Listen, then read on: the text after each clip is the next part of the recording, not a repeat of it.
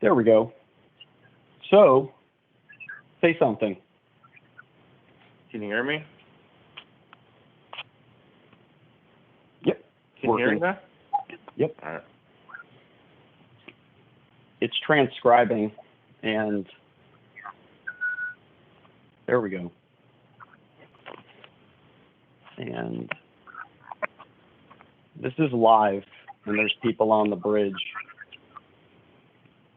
So just be careful what you say right now. Okay. What's already been said? Have you started already? Mm-hmm. It's recording. What did you talk about? Actually, hang on one second. So yeah, I'll give you the option. If you call into the bridge, you won't be able to say anything. So if we stay on the conference call, it'll actually be able to, people will be able to hear it. Gotcha. And anybody that's on the call now, which is one person, the reason why I'm doing this is for security. So if anybody wants to question my technical ability, I'm not going to allow people to come into my Azure tenant and then chat and have to deal with security controls. It's a pain. This is my Azure tenant. I set it up. Last time I left it open to where people can bypass the organization, I got password sprayed. I'm not putting myself in that position ever again. There are fine-tuned rules that you have to set up on Teams just to allow somebody to join in like this. But when somebody comes in on a conference bridge, they're phone only. What are they going to do? Just mash their buttons? That's why everybody's muted. So for security purposes, I went nuclear with my Azure tenant. It's completely locked down so that nobody can get into it. If I go in there and I bypass those rules, now you have to sit here and risk your Azure tenant getting potentially compromised, right? If you do a conference call, what's the worst somebody can do? That's why nobody's allowed to speak either. I can do, this was just an impromptu meeting because over 30,000 people have looked at this post. People are jumping in on it. If we start asking questions and doing stuff like that, then people are going to take advantage of it because that's what's happening right now. I'm being trolled on multiple social media platforms. I don't need that. Like, why is that okay? People say that you and me are not being okay for speaking out against the industry, but it's okay for them to troll me. And I have it in writing. We're not necessarily against the industry. We're just trying to explain like why nobody's getting in the industry. Right. And thank you for correcting me, Michael. That's more people joining. This isn't to slam the industry, but I've noticed that people that are trolling, for example, some guy went on the thread and was actually calling me kid and son. So I went and did OSINT on him. He's a 28-year-old Marine in your state. And I don't know, you tell me, is that proper etiquette for a Marine to call a 47-year-old man kid and son and then say that I'm not giving good advice? You know, then he sat there and he promoted his own LLC in the thread. How's that okay? That's trolling. I mean, pretty much what a lot of other people are out there in the cybersecurity are doing are trying to get themselves or promote themselves. They're not necessarily there to help you. So I don't even know why they would join a call trying to get others to join them. We're just here to explain why nobody's getting into the cybersecurity field. Right. And this is what happens. So anybody that sits and wants to actually, and we're live, Michael, anytime somebody wants to actually sit here and attack you, I'm sorry, that usually means that, one, they don't like what you have to say, but then what gives you a soapbox? Like, I'm not all right for expressing my opinion, but you're allowed to come and attack mine. And then they say, you know, you're inflammatory. Inflammatory is trolling somebody's social media and typing messages like, I'm just doing this to waste your time. I have that in writing. That's from DEF CON forum. To get more on topic of what we're trying to talk about, essentially what it is there's all these cool kid clubs they want you to join. And if you're not part of the cool kids club, you're not a cool kid. Technically not a cool kid. you don't have a job yet. A lot of people who don't have a job in cybersecurity aren't considered the cool kids. The people that do are considered the cool kids. They want to join the cool kids club. So in order to join the cool kids club, they make all these certifications. It's only accredited by the cool kids, so that way you can prove to the cool kids that you know what you know. The recruiter's not going to know the cool kid certificate. The company's not going to know the cool kid certificate. The only thing that's cool with the cool kid certificate is that the people who made it can vouch for you that you know what you know. And all that is you networking with people and then you proving yourself to those other people, like a small net community. So it's like, why do you have to prove yourself to some random person? Because they know someone? I want you to keep going. I'm not kidding. I'll say it proud and loud. I'm in therapy. There's nothing wrong with seeing a therapist. My therapist was actually literally saying, well, when you make waves in the ocean, people are going to want to surf it, right? You know, that's another problem. Mental health in our industry. Nobody wants to sit and actually talk about it. Half the people that are in our industry are slightly broken, honestly. Antisocial. I'm not saying that's everybody, but I see it in the posts and in the feeds, you know, mental health awareness in the cyber industry, but this is the problem with it too. The industry has actually created a lot of these problems. Just like you said, what were we talking about last night? I want you to speak, like you're speaking common sense. Everybody hates me right now. So what it is all the recruiters, they tell you you're not enough, you don't know what you're doing, but then like you've spent thousands of dollars on education and certifications. Specifically for me, I've spent like over $1,000 for just one specific certification, only to find out that it's one of the Cool Kids Club certifications. The recruiter doesn't know what the heck it is. They know what the CompTIA is, but they're not going to know what this other company is because this other company is not as popular as CompTIA. And it's a very small company. So it's considered a Cool Kids Club certification. And there's a lot of them out there.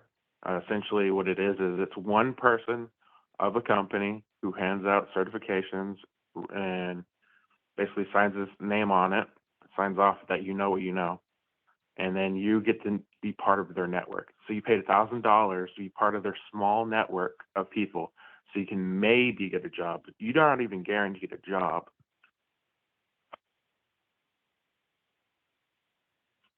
I muted myself. Exactly.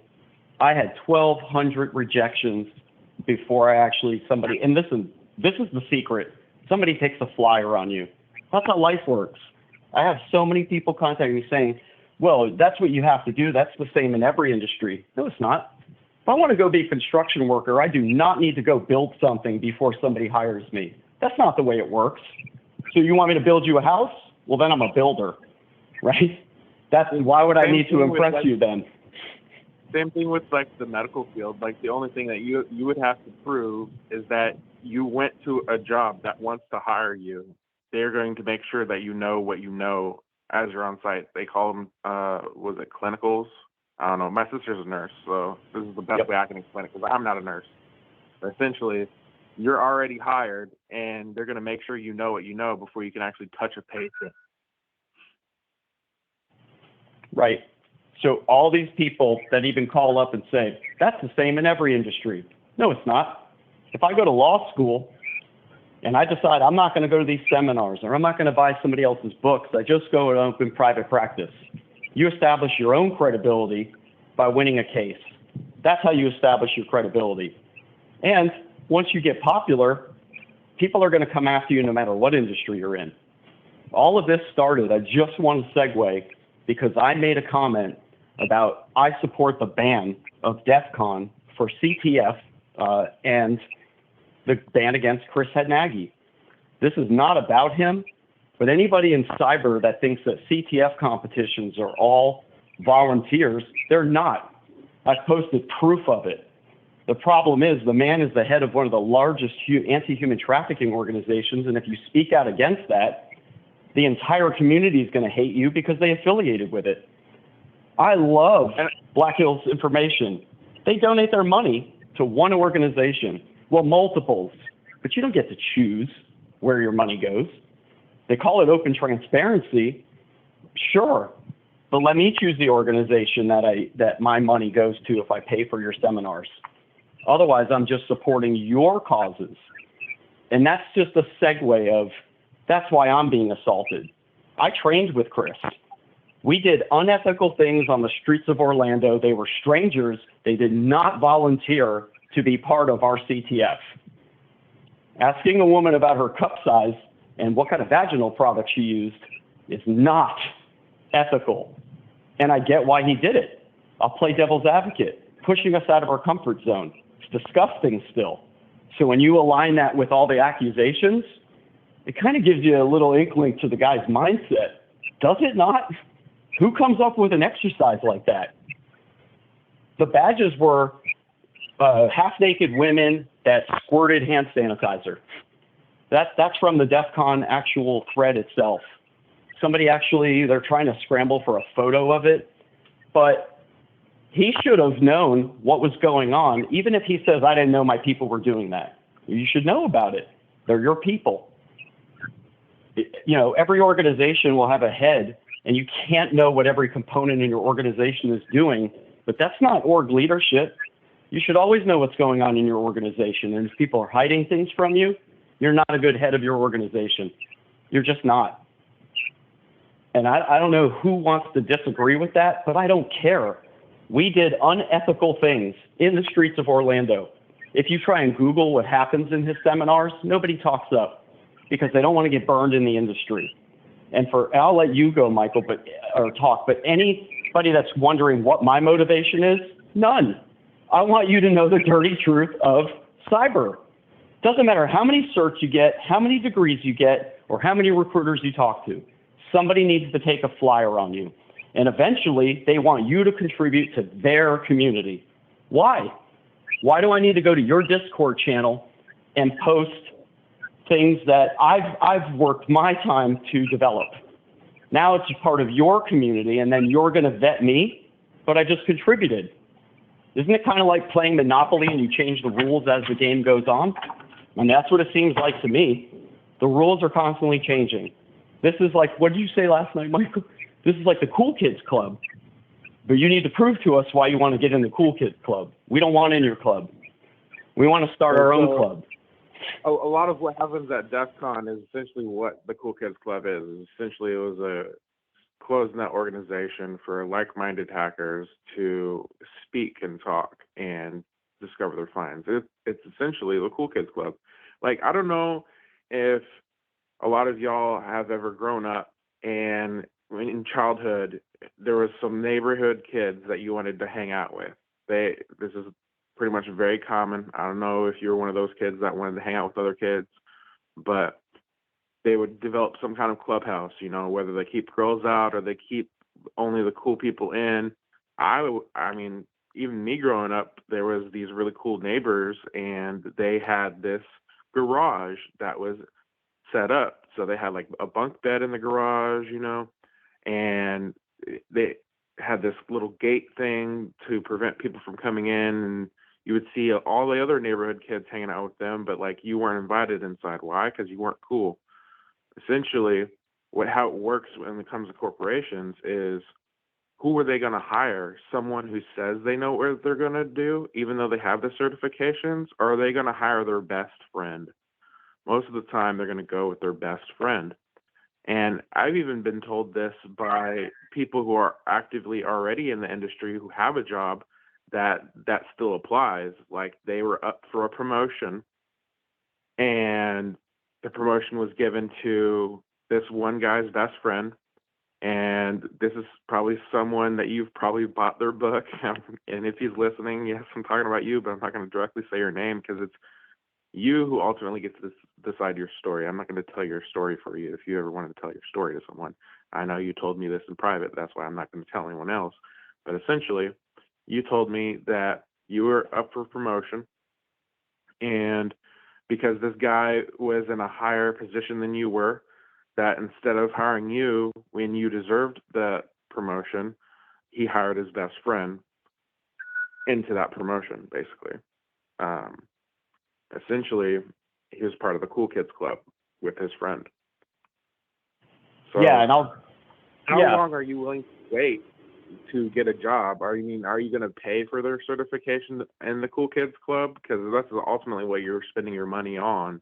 Is they want you to give them your money based on them to make sure that they can vet and train you, so that way they can vouch for you if it ever comes to that. And all that's going to do is make that person who vouches for you a stronger opinion. Like, there's no Cool Kids Clubs to actual hackers. Most hackers don't want to work for companies. Why? Because they could probably make more money working for themselves than working for a company. They don't need to be part of some kind of Cool Kids Club. And I know you're probably thinking, why does he keep on saying Cool Kids Club? Because we're trying to relate it to something that you can relate to as a kid. We're trying to dumb down something that's hard to understand for people, and that's why we keep on calling it the Cool Kids Club.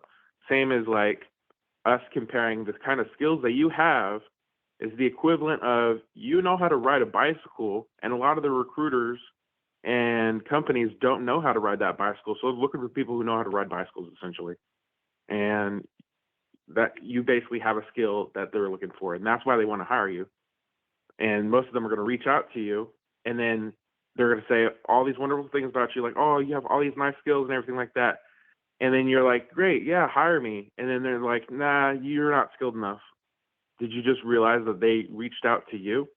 That they asked you if you wanted to work for them, then later changed their mind of hiring you because they consider you not as good anymore.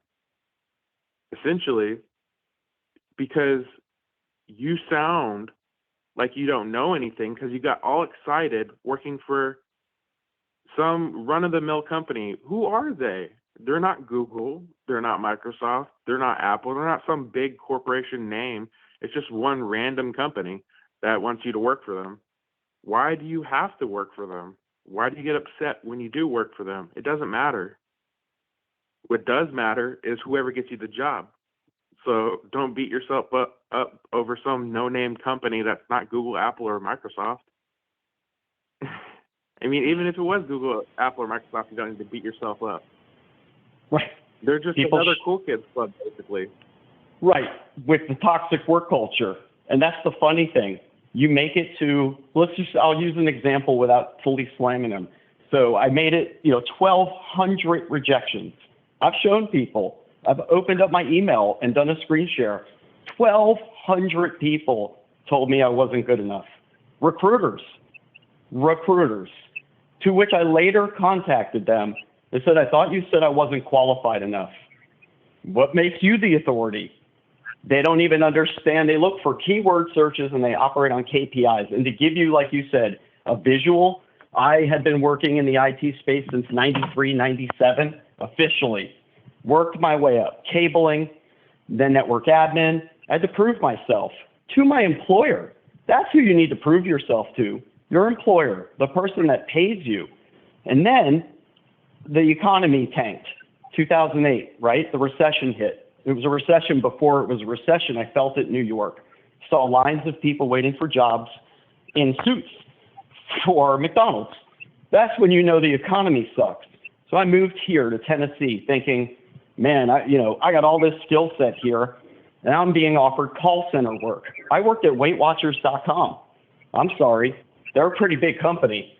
And that was actually before Oprah, and they actually did a hostile takeover of the company. I got to see that dirty side of corporate America where all these people, mostly actual housewives, had built Weight Watchers, but these .com developers did a hostile takeover. And honestly, these guys are making $250,000 a year salaries back in the early 2000s. These other people that built the corporation were forced out. Then I come here. I'm dealing with recruiters, tech systems actually.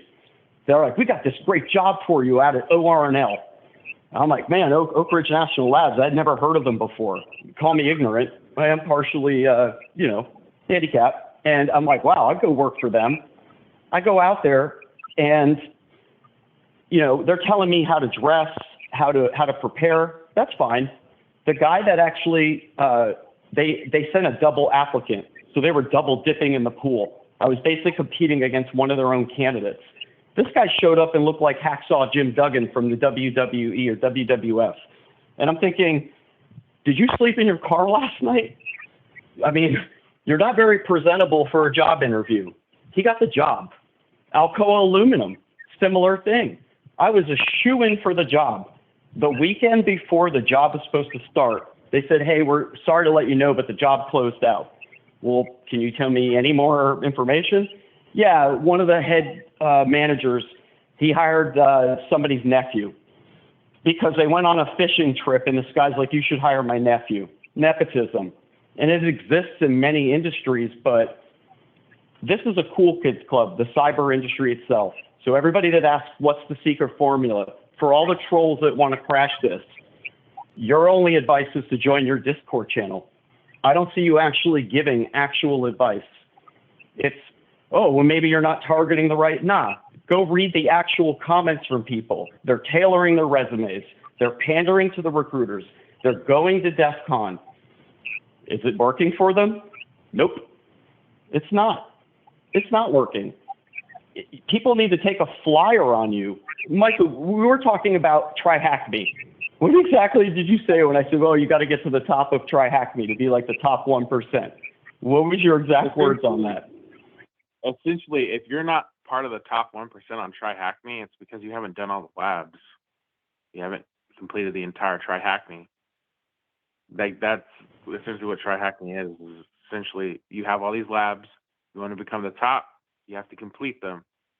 They calculate it based on how many people have completed it and how long it's taken everyone to complete it. Not exactly the lab itself, but who finishes the room first.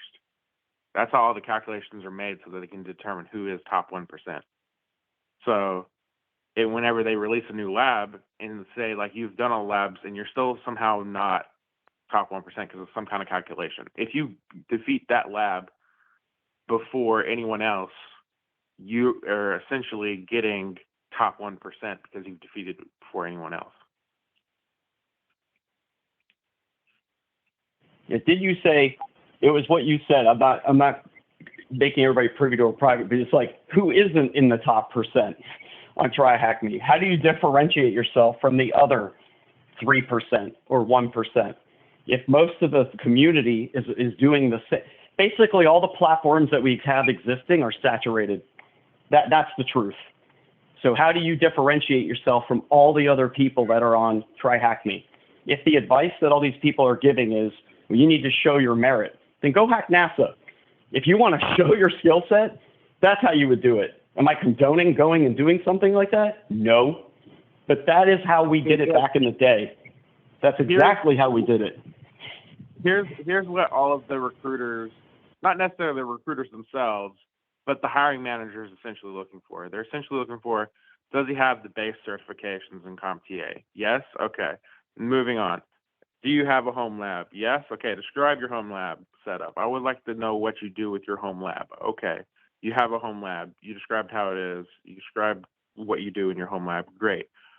Have you contributed like any kind of designs to the community? Like, do you have a GitHub that you upload to?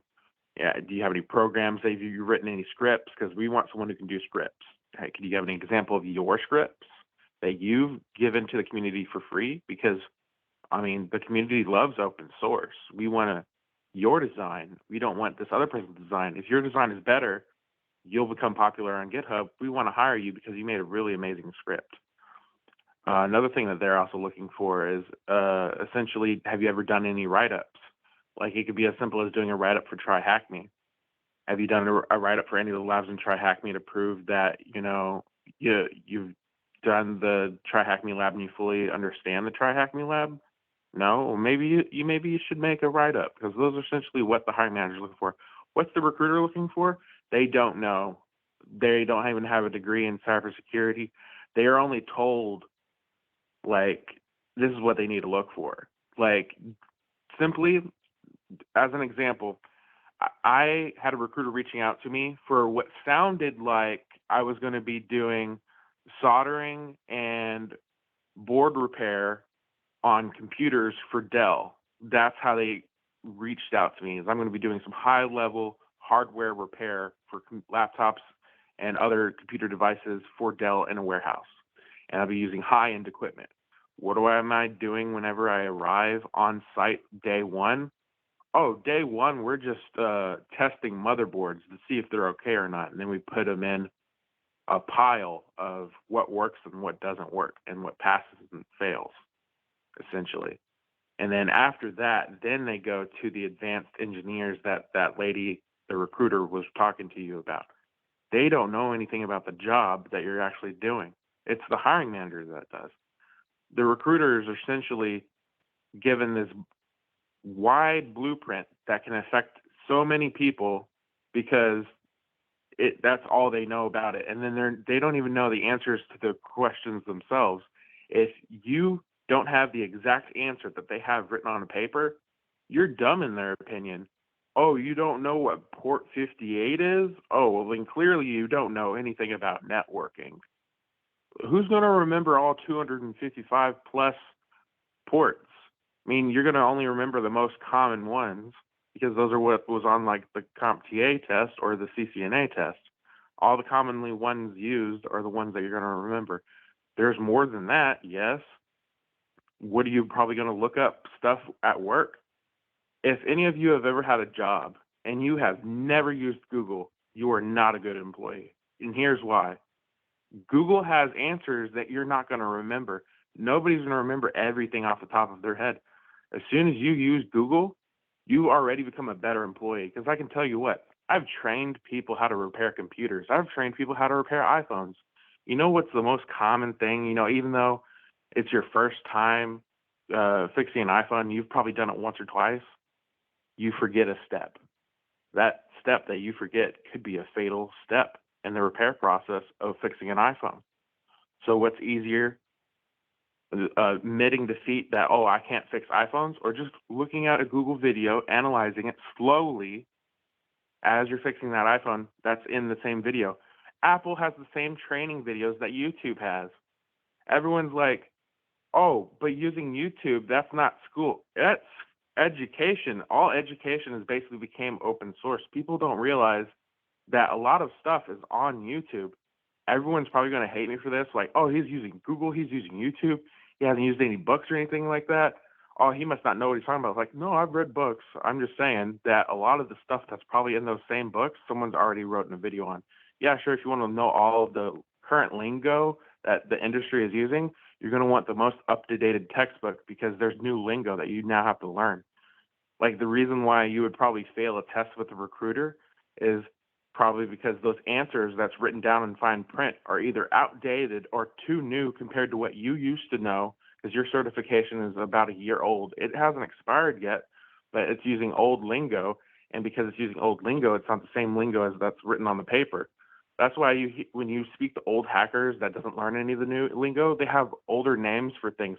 Heck, I worked at this one store, and there was this lady coming in looking for a calculator that basically prints out a receipt paper when you're typing up your calculations.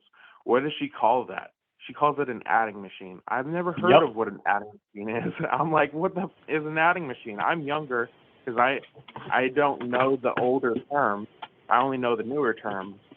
And if you were to describe it to me as a calculator that prints off all of your calculations, I'd be like, oh, okay, you want a printing calculator. Let me go grab one of those for you. But instead, she's looking for an adding machine. So instead, we're spending like 10, 15 minutes trying to explain what that is. And that's why everyone's in the industry is like, oh, that's why we want you to re-up your certifications. We want you to know the newer lingo so that way you can work with the new recruits that are a younger generation that know the new lingo. So when you're telling them something, they can react faster. That's essentially all that the certifications is. They may have changed a question, renamed something different than what it used to be. I mean, I'm not trying to bash on CompTIA. That's a good certification. Like, I'd recommend you get that certification as proof that you know what you're talking about. And on that note, too, I mean, I'll call him out because he's a great in the industry. Mike Myers, he is the foremost authority for learning a lot of CompTIA material. among other ones. I'm not going to sit here and scroll through and look up every single expert on anything because, God, there's so many experts, right? An expert is somebody who knows a lot about one thing. Mike Myers even says it. Outside of like the CompTIA stuff, he'll be like, oh, I don't know about this. He's got the funniest videos I've actually ever seen. But that being said, he also sells stuff on Total SEM. That's his own website. But when you go and actually look, it's no different than what's on YouTube. Eli the Computer Guy, he's a great resource. He gives all kinds of stuff on YouTube for free. And hey, we'll call him out because he's amazing. There's also IT Pro TV that Philip Wiley is interviewing as well on, I think, his podcast. I don't know. Y'all got to go check that out. I mean, honestly, Philip Wiley has some good talks. He even talked about this one guy who used to be a pool guy, and now he's a professional pen tester. And all that took was him getting some certifications and him joining some Discord channels. Because, like, here's the thing with Discord. You're getting to network with people. And when you network with people, they know people. They may introduce you to somebody. It's all a risk because it's part of the Cool Kids Club. That's what all of cybersecurity is the Cool Kids Club. But he joined a Cool Kids Club. They learned about him, said, hey, I see you used to be a pool boy. Why are you trying to get into cybersecurity? And he explained his story to someone who listened, and that person wanted to help them get a job. That's essentially how he got this job, is he knew someone. And essentially all this community, all getting a job is knowing the right person. Right. And it doesn't matter how hard you try sometimes. I hate to say this is leadership 101. Life is about timing. It's depressing, but eventually you'll hit your mark. But I just told somebody this, right? He said, I'm not going to share who he is, but he said he had a nervous breakdown trying to get into the industry. So he just switched to a different industry. And then when he got in that industry, similar, oh, well, you need this and you need this. The guy's got a master's degree. He's got a ton of certifications. Why did he fizzle out of IT? Just because people just kept telling him he wasn't good enough. And I said, I'll teach you a little NLP from the other side of it, not natural language processing, but neuro-linguistic programming. It has a bad connotation because people utilize some things for bad things. If guns aren't bad, the people that use them are. It can be used for good, it can be used for bad. And I said, well, let me explain something. Whose frame is that? Whose mindset is that you're not good enough? Is it yours? No, it's the people you're trying to impress. And he said, well, that's every industry. I'm like, no, it's not. If you go back in time and you look at the way people were taught, you had one teacher and one student. That concept is still used in martial arts. There can only ever be one master. The minute that the student becomes the master steps away because there's nothing left to teach the student. That's when you know that you have learned enough and you have taught your disciple what they need to know. There's nothing left to teach them, but you got to come with the empty cup, right? But our particular industry, like you said, it's networking. And I saw it with you, and we're not going to out that particular company, but you went, you paid close to $2,000, flew out or drove out, attended this class. You think you're getting at least even a certificate of completion. You didn't get that. Then they said you got to contribute to our community. So driving out, buying your books, paying for your class, that wasn't enough. Now I need to impress you more. I need to make another contribution to your community. It's their recruiting classes is what they are so that they can vet who you are. But Trevor McNally, I'm just going to call him out because he gave me a nice shot out back. This guy picks locks faster than anybody I've ever seen. In my opinion, he's one of the best out there. He doesn't go to DEF CONs. He doesn't go to any conventions, actually. His exact words were, I'm disgusted with the lock-picking community. The lock sport, sorry, Michael, because let's just face it. There's locksmiths like you. That's a craft. Then there's people that just screw around with locks. They try and defeat the lock as part of like a pen test. That's not truly a locksmith. Not at all. If you were a locksmith, you'd have to get a license in your state. Otherwise, you could be sued or locked up because you're basically a burglar. So outside of your little covert entry community, which, by the way, people, covert entry is physical pen testing. They've just remarketed it into something that's just a little bit more palatable, and it doesn't sound a little sexual, because when you tell people you're in penetration testing, they giggle. So they've just rebranded it, covert entry. But I saw Trevor take the high road. He's got the lockpicking lawyer making fun of him. He's not out there slamming a guy that's making $5 million a year. That just shows you he made it. If a man is making $5 million a year on YouTube, who originally was a lawyer, you tell me what his new career is. But you have to question what's his motivation when he's attacking, one, a former Marine. A former Marine who has served our country and put his life down. This guy is a certified badass. He's taken search innovation, search survival, it's SEER training. And I'm not going to keep going down, but Trevor, it's the point, is that Trevor doesn't need to prove himself. He's got like 1 billion hits on social media. How much more does he need to impress somebody? He impresses people by going on there, and you get people like you and me and go, wait a minute, how come you're not being highlighted? How come you're not making $5 million a year? And he said, well, he got disgusted by the community, and he just does what he does for fun.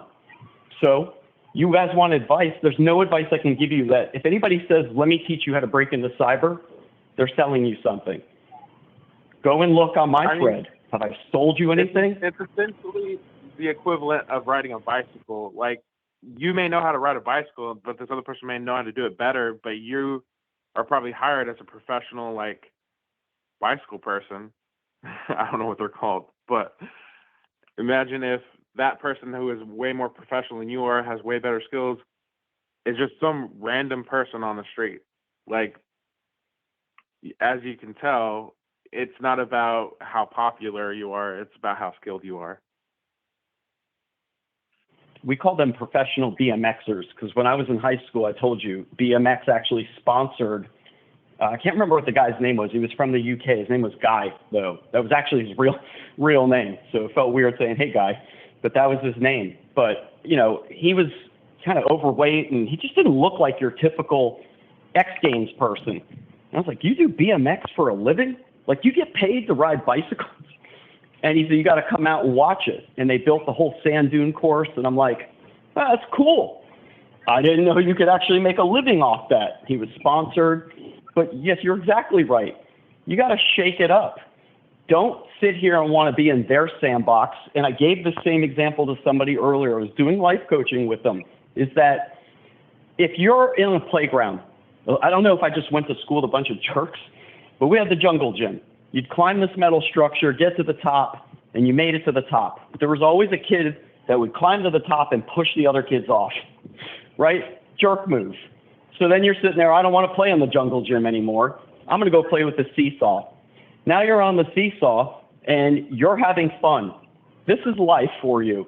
That same person is going to come over to the seesaw and see you're having fun and kick you off the seesaw, because that's just life right there. So make your own sandbox. That's what Michael and I were talking about, is that we're not telling you to leave a particular Discord server, but when over 30,000 people are checking out the thread, it makes me think whatever you're doing is not working. The advice that you're getting is not working. So it's like Michael and I are saying, is that it's a cool kids club. Either you compromise yourself to be part of their club or make your own club. Yes, the club's eventually going to get tainted. That's just how organizations work. Ultimately, organizations grow beyond your control. But let's make our own sandbox. Everybody here has followers. Michael and I were joking last night, like, what if his thousands of followers actually listened and said, well, these guys are right. There's tons of free resources out there. All these Discord channels are doing is saying, we're aggregating it for you. Well, Google's done that for you. That's Google's business, aggregating data into one place. They're Boolean math strings, right? You can Google dork things and find things quicker on Google. Use Google. Michael's right. I had a boss who actually said to an employee, I don't condone this, This guy said, hey, I got a question. He said, if you didn't Google it first, I'm going to punch you in the head. And I'm like, well, you shouldn't talk to him like that, but he's got a point. Did you look it up first on the internet? And he's like, no. He went there and he looked it up. He found the answer. And the boss apologized and said, I just want to get you to think a little bit. Don't come and bother me if I have to just go and do the same thing. And that's, I said, you should really talk to people better, but he's right. Not in the way he talked. He's right that he was showing that guy in a bad way. He just needs to utilize better skill sets for searching for data. We live in a great time now. I didn't have the internet like these guys do now. Like you said, I know what an adding machine is. I was laughing on mute. My mom has one in the other room. I was like, you still use the adding machine. Like, she's looking for paper and tape for it, having a hard time finding it. It was like, because nobody really uses adding machines anymore outside of accountants. Like, what are you using the adding machine for? But you're right. We grew up on that. So I don't know how old the woman was that was asking for that, but something tells me she was of a different generation. Everybody uses calculators now that have histories. Back in the day, we used adding machines. That's how we kept track of the data we were typing into the machine. But things do change. Verbiage changes. It's a marketing thing as well. It's a pay for play. That's exactly what the industry has become. So if you have an N006 Network Plus and somebody else has the N007, how much more do they actually add to it? A little bit of virtualization?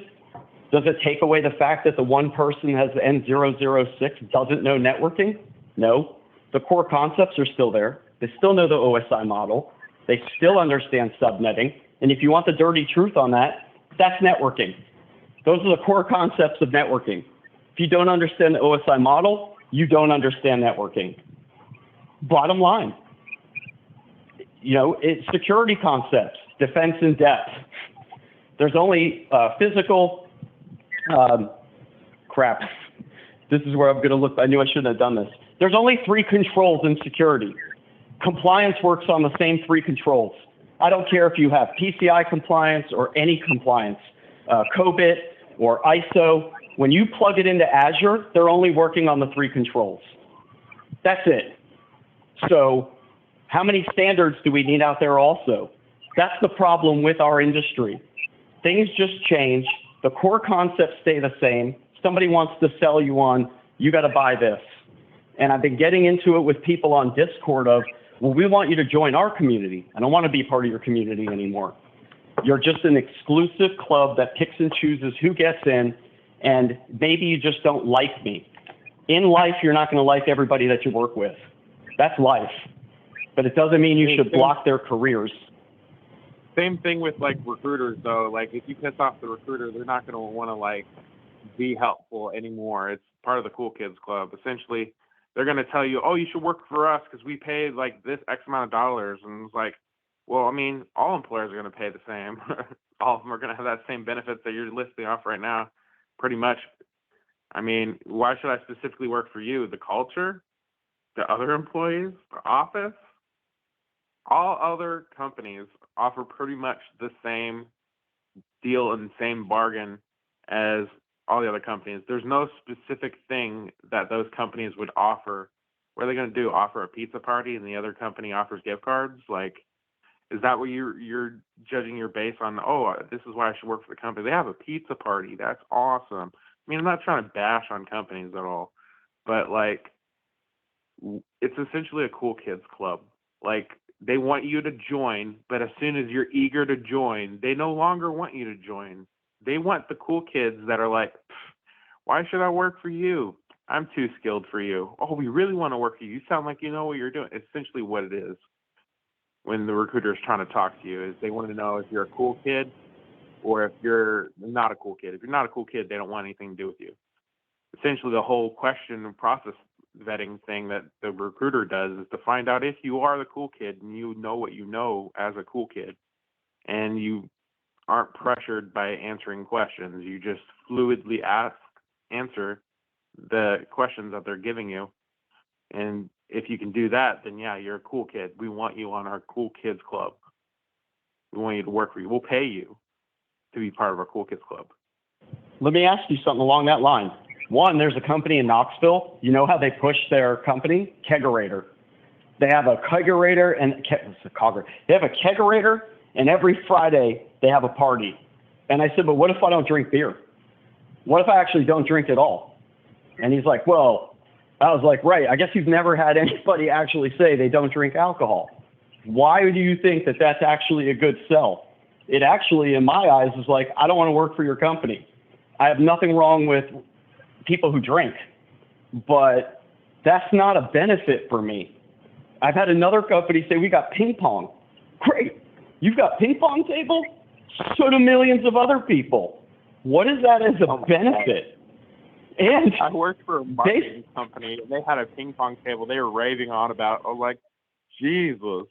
It was a small office, right? They were like a startup, okay? I'm not trying to, like, tell the exact name of the company because it was just so horrible, the things that they did.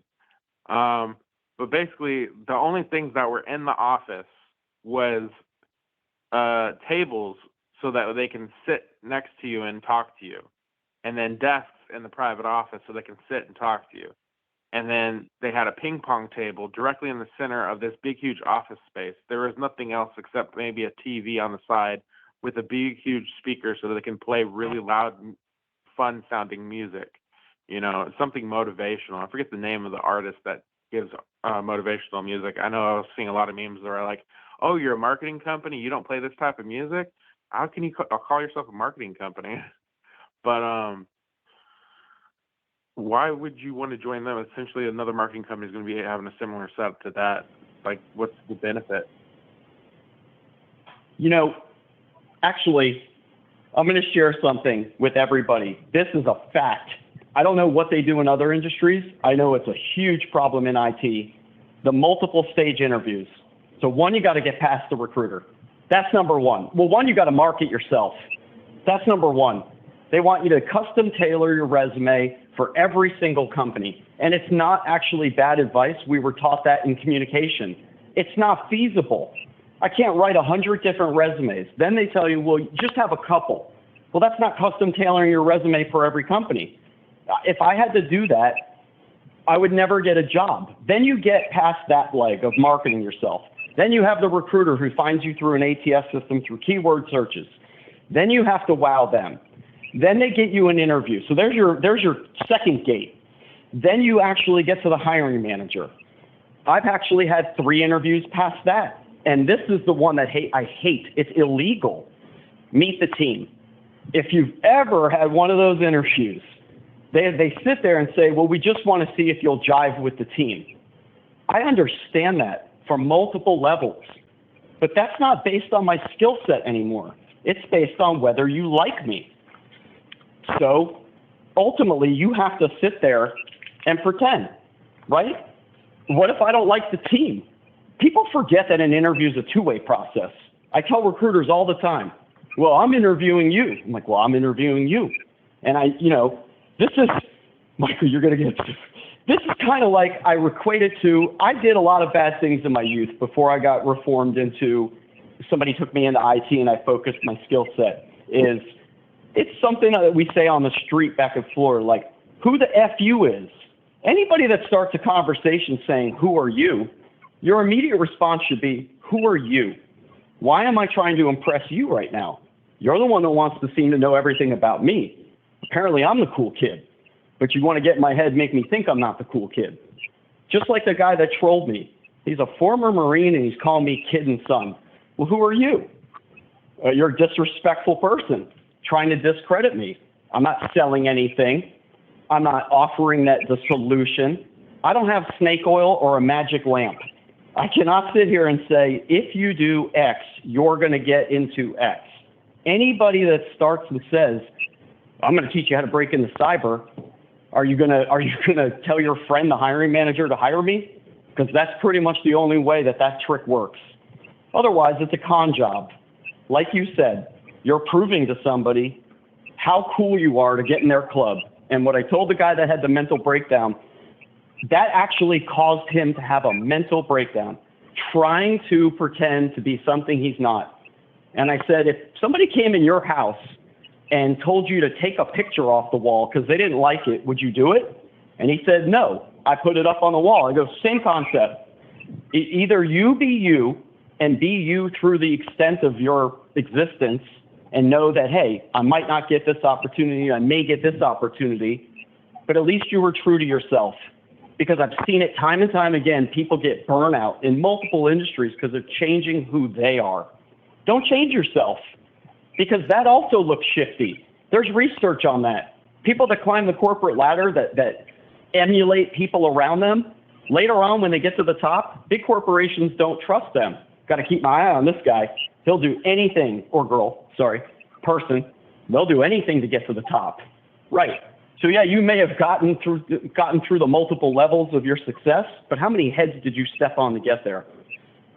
How do you put your head comfortably on a pillow at night when you've ruined other people's careers? Which is exactly what's happening to me right now. I'm getting trolled left and right. I had a world famous hacker. I'm calling him out. I don't care. Chris Roberts. And if you're on this call, there's a reason why the audio is muted. You felt the need to delete every single one of my posts, but then you tag me on your posts so that other people start trolling me. You've made it. Why do you feel the need to sabotage me? You're complaining about not getting paid enough for speaking engagements. You know what I hear people that are on the call? A complainer. The guy that has the job that you want, but he's not getting paid enough. I don't care what he wants to say. If they didn't buy this or they didn't buy this. How many people would take a job right now or take a speaking engagement if I paid your flight, I paid for this, I got you a free meal, I would do it for $100. Put me up in a good hotel room, buy me a meal, and put me in front of a crowd of people I want to talk to. I'd practically do it for free, just because I enjoy doing it, as long as you're covering my expenses. But to go out and sabotage somebody else, it's true that cancel culture exists. If you say something that other people don't like, they're just automatically going to whack you out of it. That's not okay. That's not what you do when you make it to the top. That's a horrible mentor. It's a horrible leader. If you have to beat somebody else down to make your point, and I'm going to segue to this. People that say you don't fight fire with fire, that's an incorrect statement. That's called a controlled burn. Firefighters fight fire with fire all the time. I understand why they say it, but that's the problem with our industry. Everybody wants you to shut up and be complacent, and we'll get you into the industry.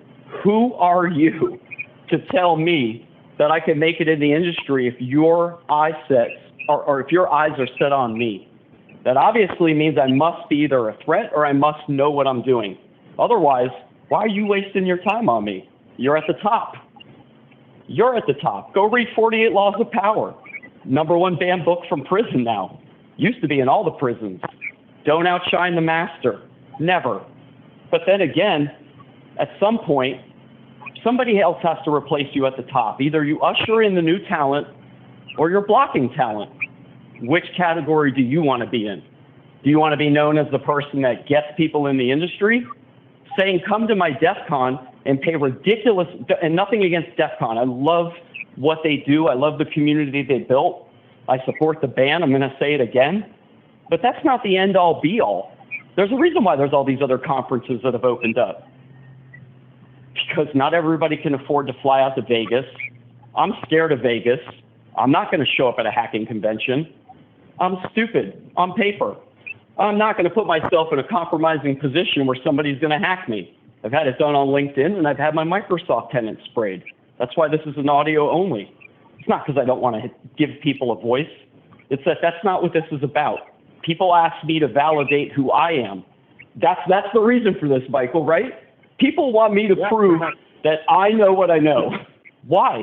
I mean, essentially the whole point of the call versus the whole not having chat is there's going to be other people with jobs calling me and him out like, who the heck are these guys? Like, where are their credentials?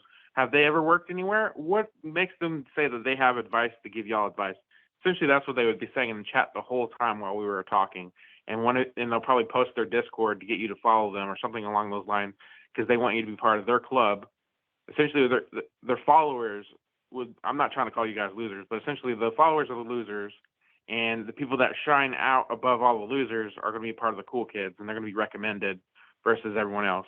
Because when their company that they're working for currently asks them, hey, do you recommend anyone? Because they're going to want to ask their current employees, hey, do you know anyone? Even at all my previous jobs, it was like, hey, do you have any recommendations of who we should hire if we need more people? Like, do you know anyone? Because I do good work for that company that I work for. They want to know, hey, if this guy does good work, does he know anyone else that does good work? Because we would like to hire them. Because, man, we like this employee. He's really good. I mean, I've even had previous companies call me back because they want me to work with them still because I do good work. But essentially, what those people that are calling us out for, they have jobs. We don't. So they're comparing that they have a job as they are more popular than us. It's a popularity contest, essentially, because we have no job. And be careful who you recommend. I've had that come back on me. And just for clarification, I'm not looking for a job. I run my own company and I'm seeking grant money. And I'm in mental health now. Anybody that wants to ask, well, why is it? Because I'm sick of cyber. It's not that I can't cut it. I worked at Microsoft. For anybody that wants to call me a loser or not a cool kid, I'm sorry to say this, you're not the cool kid. Because I'm sorry, if you know anything about IT, if you make it to one of the big cloud providers, you've made it. Even my brother keeps asking, he's been in the industry longer than me. He's like, man, how do I make it to Microsoft? I go, hey, honestly, go study Azure. Anybody can go in there and make it. It's just standing out. When I actually went and did the interview, they didn't do the whole light switch thing. And if you don't know what that is, they used to give like logic puzzles. You know, hey, you go into a room and there's 4 lamps and 3 light switches. You can only hit the light switches once. You know, which lamp turns on? I didn't know it was about touching the bulbs or whatever. I don't think like that. That's why they got rid of that interview, because it's stupid. And I'll highlight a company here in Tennessee, Bush Beans. Everybody knows Bush Beans if you eat beans. I don't even eat beans and I know Bush Beans. They have a 6-month vetting process. I actually thought it was ridiculous. 6 months. I asked them what their attrition rate was. Practically nothing. You know why? Because they're going through the process to vet their employees. They don't care if your cousin, hey, you should hire my cousin, or I've got a good friend.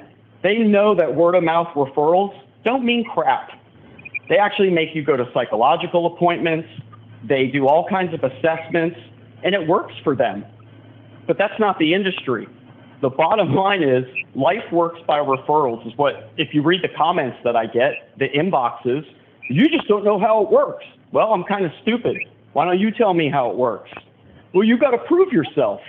And we're just looping on that topic, but that's the hardcore reality. And be careful who you refer, because that will sink your career too. I would never refer any of my friends for work, because ultimately, I know how they are. They're not somebody that I would refer to a job. And even if I knew how good they were, I'm not referring them to a job. Because if they do something wrong, I tank my own career.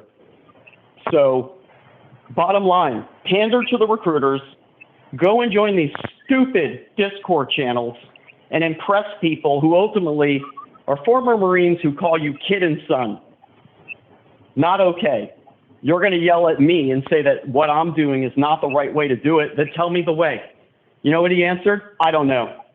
Well, then who are you? It's the street logic then. Who the fuck you is? Well, I'm going to reverse it back and excuse my language. Who the fuck you is? Who do you think you are to walk up to me when I worked at Microsoft? I looked him up. I did OSINT on him. He does not work for a big cloud provider. And that's nothing wrong with that. But who are you to call me out when then technically I made it? I made it to the top. I hated it there.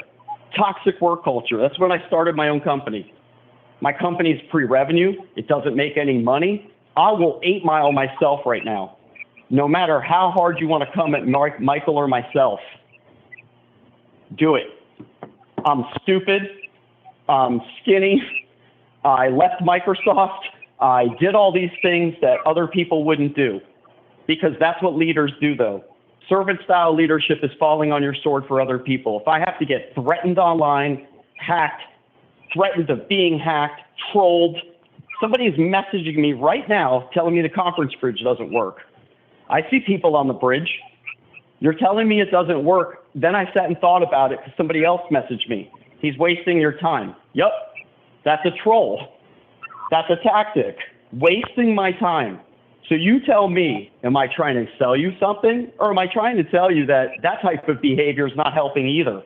All you're doing is perpetuating what Michael and I are talking about. You want to keep your club exclusive. We're not trying to sell you a book. We're not trying to sell you classes. Maybe you're disinterested in us because we're not selling you anything, and you'd probably be more interested in us if we were selling you anything. Why should information be paid? We're giving you some good advice on how the industry is basically going on. It's a cool kids club. Why should we have to charge you to listen to us rant about a cool kids club when you should be able to see that with your eyes? None of you open up your eyes. Even me talking to Michael for a while, I eventually found out, oh my gosh, you know what? This is just a cool kids club. It took me a while to realize that because he wanted me to learn that for myself. He never wanted to directly tell me this is a cool kids club, because then I would have just, probably just shunned him and like never talked to him again, and then slowly figure out by myself when he's not in my network anymore that, man, this is a cool kids club. But he wanted me to learn for myself that it wasn't a cool kids club.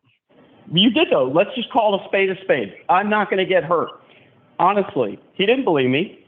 He thought I wanted something from him. I kept on sending him actual Calendly invites. He wasn't taking them. I was actually getting butthurt. I was like, hey, why won't you take my Calendly invite? Why don't you at least hear what I have to say? All these people that are in the clubs that are saying, I don't want to hear what they have to say. No, I do. I have listened to you. You've invited, you wanted me to join your Discord server. I promoted your server. But then when I say, hey, why don't you have me on a podcast? Well, who are you? What do you mean? It's like a constant loop of how I should be proving myself to you. Any person, I almost said any idiot. I don't want to swing words. Anybody can start a podcast.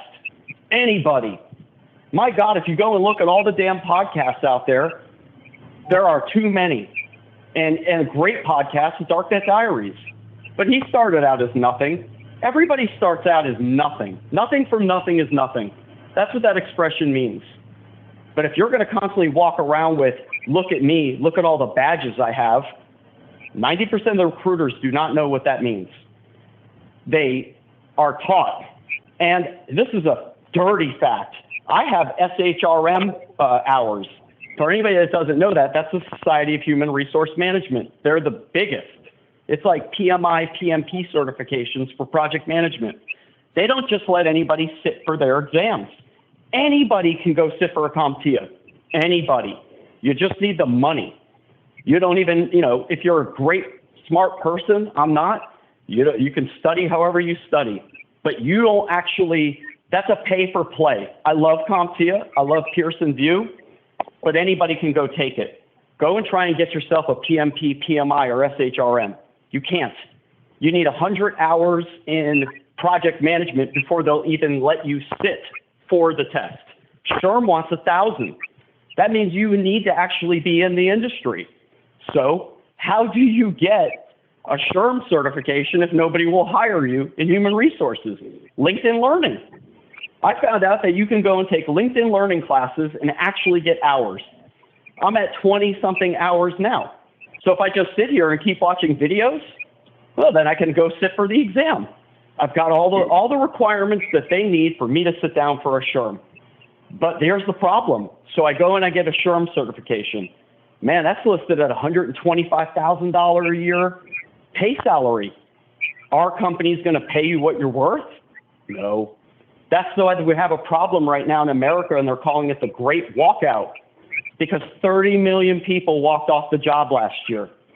So for anybody that tells me that I don't know what I'm talking about, I'm actually going to reverse it. Who are you? Where are you getting your research from? I'm following the same blogs that the professionals are following. I know what I'm talking about. It doesn't matter, my point, and Michael's, who are you trying to impress right now? Half of the recruiters that contact you are fresh out of college and working on KPIs, key performance indicators. It's a sales job, ultimately. You know how you fix the recruiters? Somebody was asking. Don't take their call. Don't take their call anymore. Somebody ghosts you, don't take their call. If you were on Tinder and some girl or guy stopped talking to you and then 6 months later said, hey, you want to go on a date? Would you go on a date with them? Maybe. Maybe you'll sit there and remember how they ghosted you the first time and you unmatch with them. Unmatch with the recruiters. Drop them from your network. While I don't condone, oh, they have families. I've got a family. I've got a kid. You mean to tell me your family, your kid's more important than my family or my kid? It's not how you treat people. So for all the people are saying, well, I'm treating people inappropriately. I am. I am saying openly, I'm not going to join your Discord. I don't need to prove myself to you. Michael's a certified locksmith. So for anybody that's in covert entry, what are your qualifications? You're going to call him out and then say you're not blackballing him? Liar. The hacker that trolled me, you didn't have your network troll me? Liar. Do not waste money. I wasted $10,000 on social engineering. Nobody knows who that guy is outside of the social engineering world. None of my employers, none of the recruiters. I'll give you a comparison. I will call them out. Read Technique. Every single law enforcement, FBI, military, they all take it. That is a recognized certification, not word of mouth. They've spent 50 years on scientific research to get to where they are.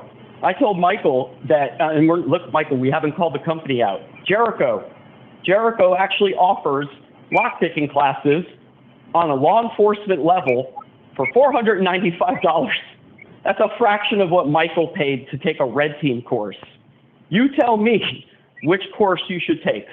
Should you go take Jericho classes or a company like it? I still haven't looked if they only do law enforcement or military. Or would you go to some stupid red team company who the only brand recognition they got was from going to DEF CONs or going to the other cons? Am I discrediting them? I'm not. But who are you? Oh, well, we built all this time, so what? Every law enforcement around the country has learned from this one company. And that's what you want, brand recognition ultimately. Trevor McNally talked about MasterLock. You go to Home Depot, they push MasterLock. He actually found another set of locks that they sell that are better. But it's brand recognition. Just like Michael said, Google it. Go get me a Kleenex. It's brand recognition. This time we just shut that down. I don't care what your brand recognition is. You're the cool kids club. It's essentially like this. You go to Home Depot, you see the Master Lock, all the employees there talk about Master Lock. You are probably maybe aware that there's better locks out there. Who knows? Maybe you don't know anything about locks. So it's kind of like Jericho. Jericho is recognized by a lot of the police force out there. It's not some other red team physical penetration covert entry company that is not that popular. It's not like they're a better lock or anything like that. People go with what everyone is doing. So if everyone's doing Jericho, do Jericho. But all the other locks we're not really trying to compare like locks to other companies, because it's essentially not like we're calling the smaller company a better lock or anything like that by them being such a smaller company, not known, not aware of. It's the fact that treat it as the companies, it could be either brand that you pick from. But when it comes to locks themselves, yes, reason why everyone picks Master Lock is because everyone knows about it. But thank you for that. Thank you. I wasn't slamming them, and that did come. Thank you for that. This is why we can't ever do anything alone. I have no problem with the small company trying to make a name for themselves. I have a problem with the way they're doing it. They want me to impress them, or Michael in this instance, to impress them. Well, why does he need to impress them?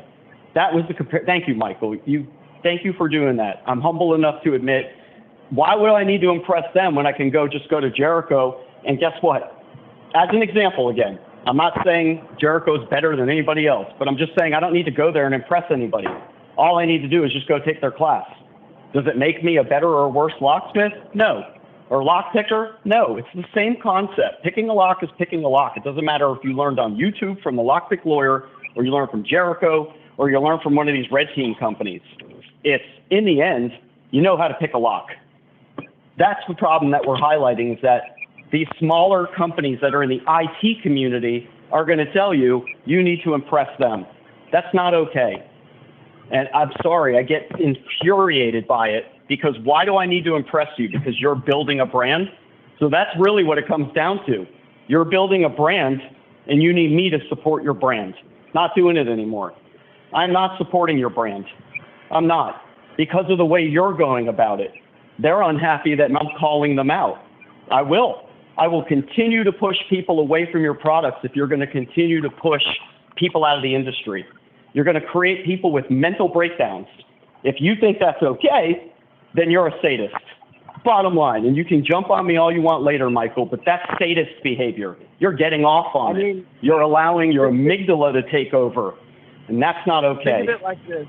When we're talking about mental problems that people are having because they're not getting jobs, and it's something that you can't really attribute to because you feel like you don't have mental problems, have you ever had imposter syndrome? Because I could guarantee you that just entering this industry yourself, you're going to have imposter syndrome, because it's caused by so many people telling you that you're not good enough. It's caused by you not getting a job. So you question, what did I go to college for? What did I get these certifications for? What did I waste all that money for if I'm still not good enough? You are. It's just the cool kids club telling you that you're not good enough. And realistically, you just need to find a cool kids club that's accepting of you for who you are. And the best way to do that is network with people. We're not necessarily telling you to join all the cool kids clubs so you can network, even though that's some recommendations that people have given me, is like, go on Discord, join all the Discords, talk to people. Yeah. I mean, you can do that, but we're not saying that you have to pay for these books that they're giving you. I mean, if it's an official book that everyone uses, even outside of that Discord, like say the red team manual, blue team manual, purple team manual, Hashcrack, a lot of the common books. Heck, I mean, if you want to buy Philip Wiley's book, go ahead. I mean, it has useful knowledge in there. I'm just saying that if it's something that nobody knows about, like recruiters and the company that you're going to be working for, you don't necessarily need to buy it. Yes, it has useful information in there. Where do you think they got that information? They basically found all the information out there and put it all in one place. Same thing how Discord works. You want a resume that is formatted in a way that, you know, recruiters are going to take a better look at. All the Discord channels have like resume examples. You can just take the resources. I mean, I know one of the places that I was gonna intern for, they had all of their resources posted on a giant whiteboard, and then they had a bunch of papers next to that whiteboard. All of them had usernames and passwords, all the free resources they were using.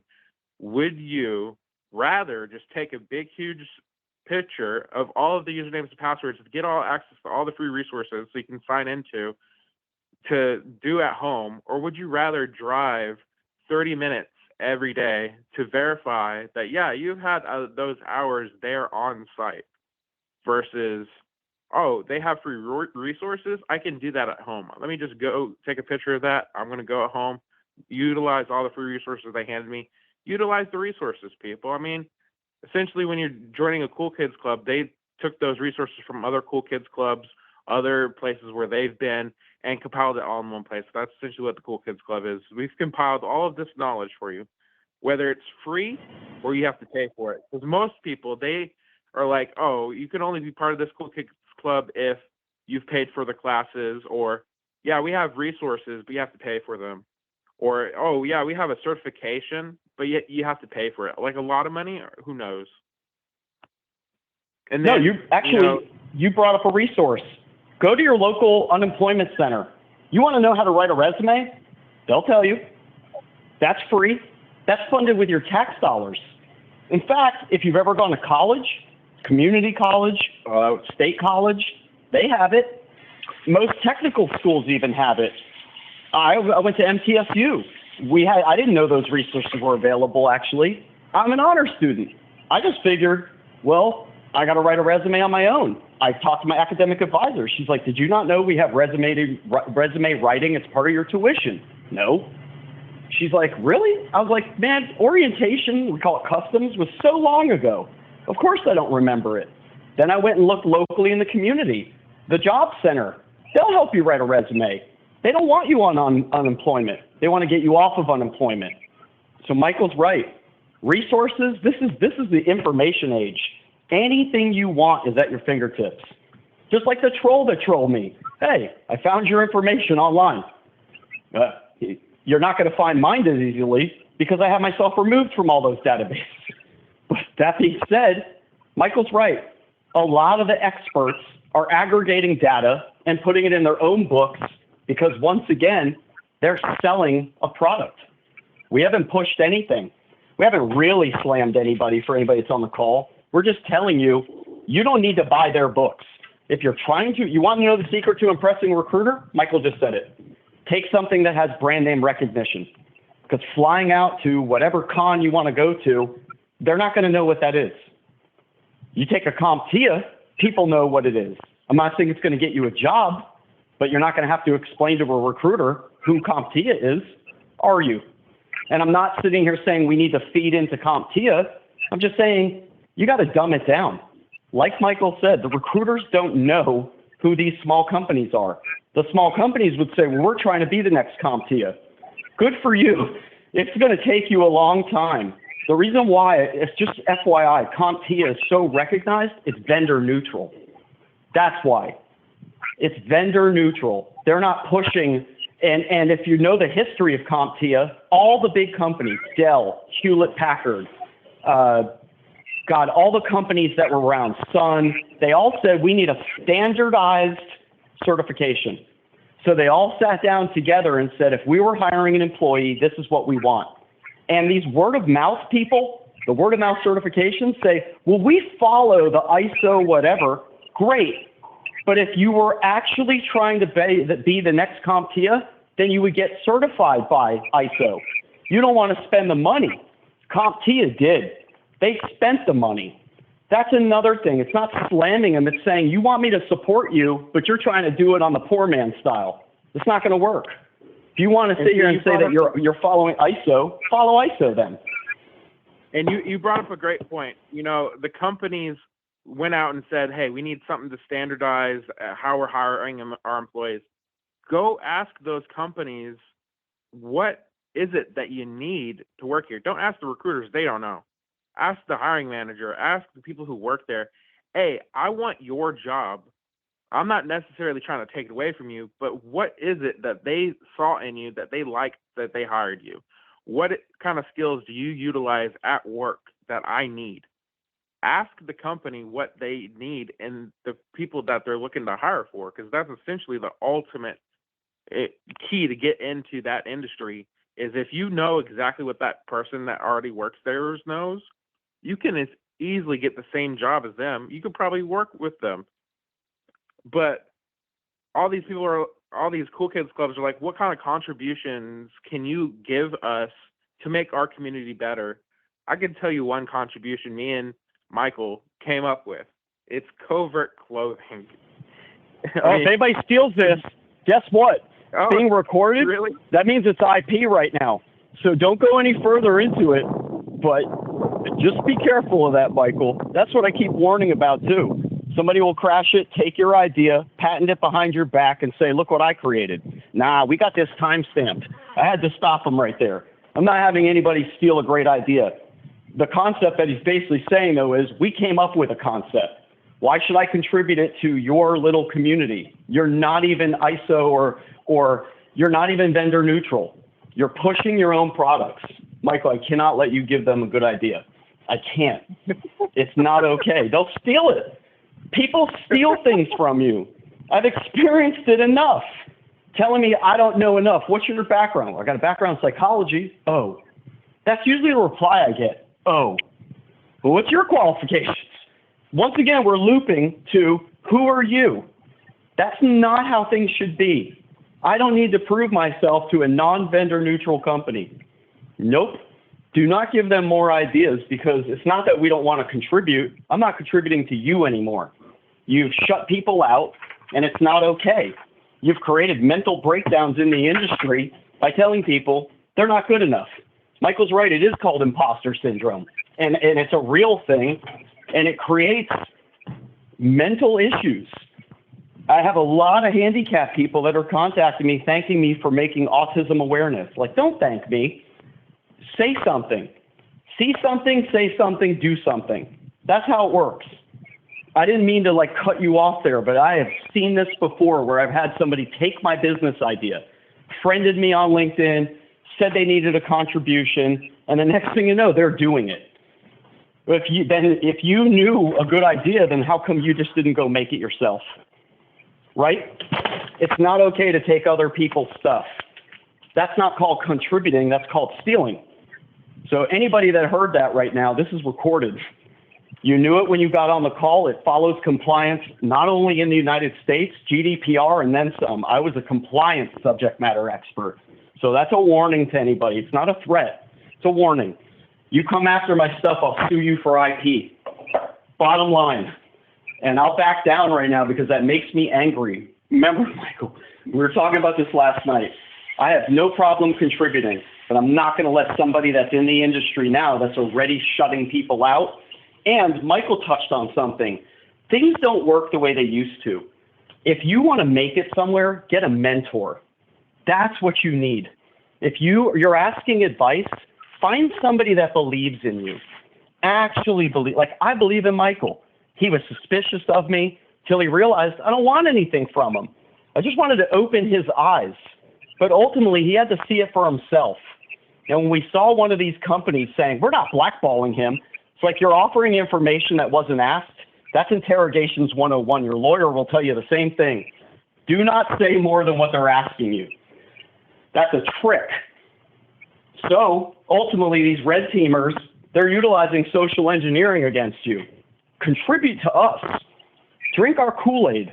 We'll make you big. Well, until you upset one of us. Not only that, then we'll shut you out. Not only that, but one good point that was brought up was like maybe the reason why a lot of these people that have all these certifications and education and they're still not getting a job in it, maybe it's because they pissed someone off, because the community is very small. Maybe somebody blackballed them and told them, hey, don't hire this guy. I don't trust him. And that putting that doubt in a company's mind or a recruiter's mind in itself is a way to blackball you from the company. It's a form of gatekeeping, is putting doubt in people's minds that this person may not be able to perform for this job that you're trying to hire them for. I don't trust them. And you being popular, or at least some form of measurable, oh, this person's well known in the community, even if that you're that slightly well known, you would easily be able to blackball people from trying to get in. Newcomers who have never had a job from trying to get a job. Easily. Because we saw this one person that had all these certifications and education. We're like, how is he working at all of these other places that are non-related to the industry that he's like trained for? He's been looking for a job for about a year. He still hasn't found anything. And we're just like, how does that happen? I mean, it's happening to me. My own professors are probably like, how does Michael not have a job by now? He's so smart. He must be doing something wrong.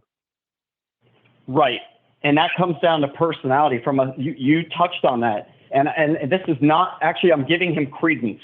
The number one building rapport guy, okay? Anybody that knows social engineering, and I hate that word, they utilize a concept called building rapport. It's utilized by a lot of industries. And it's ultimately what we use, like Michael, verbiage changes over time. We called it the I'm your buddy technique. It's quite literally pretending to be your buddy so you think I'm your buddy, right? Anybody can sit here and correct my verbiage. Like Michael said, that's what I grew up with. It's I'm your buddy. He got to where he was. Nobody wanted to work with him. His name is Robin Dreeke. I'm promoting him right now. He is one of the best at what he does. He wrote the book on 10 tips to building rapport. But somebody asked him in a webinar in Poland, how did you get to where you are? That's a great thing to ask people. If somebody wants to help you, they'll answer the question honestly and not with, go join this Discord or go buy this product. It's, I did this, and then, look for a mentor. But anyways, he made it all the way to Langley. Nobody wanted to work with the guy. He was high strung. They just didn't like him. Till one person who's very famous, Joe Navarro, he wrote the book, What Everybody is Thinking. That guy was the #1 FBI profiler. He saw something in Robin, and he said, I'll take him under my wing. That's taking a flyer on somebody. Just think about what I'm saying. Like, Michael, don't interrupt me on this one. Simmer that for a minute. Nobody liked this guy. Nobody. He made it all the way through FBI training. He put his due in, and people didn't like him. But somebody saw talent in him, took him under his wing, and furthered it. So he got to study under one of the world's greatest. But what I've experienced is I went to one of the world's greatest. Told me in private, or he told me I'm a natural in front of the group. But in private, because I didn't want to ask the woman what kind of vaginal product she used, I'm not going to cut it in the industry. Told him that just crosses an ethical boundary for me. It's disgusting. I just don't see how that benefits anybody asking questions like that. I'm trying to push you out of your comfort zone. No mentor would actually ask you to do something that you weren't comfortable with. That's not how it works. A mentor finds what's good in you and furthers it out. And I repeat, you're not going to like everybody in life. But if you're blocking them from a career, you're a jerk. That's the bottom line. You're going to create a mental deficiency in them that they're never going to forget. And that's something that happens in all industries. But the IT industry, Michael's right. It's a smaller community than you think. You piss off one person, you're getting trolled, just like I am right now. I hope that this webinar was crashed. I wanted it to be crashed. I muted everybody intentionally because I'm not going to have somebody sitting here and saying inappropriate things to me because they just didn't want me to call them out. We didn't bash anybody by name. I could have, well, I did. Chris Roberts, what you did was inappropriate. Going online and getting other people to gang up on me, you're a sadist. You're making money. Why would you take your time to waste your time on me? It's inappropriate behavior. Maybe take somebody that you don't like and mentor them so that they become a #1 bestseller, just like Joe did with Robin. I'll stop myself right there because it infuriates me. I take leadership studies. That's not what you do.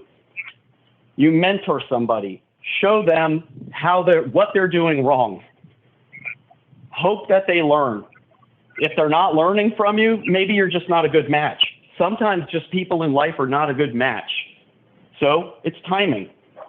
Find the right person, find the right mentor, find somebody that believes in you. I believe in everybody until I don't. I know that sounds stupid, but I believe in everybody until I don't. Till you show me a reason to not like you, I don't ever say to somebody, who are you? Because, hey, in SE, that's not how that works. Listen to people and they'll tell you who they are.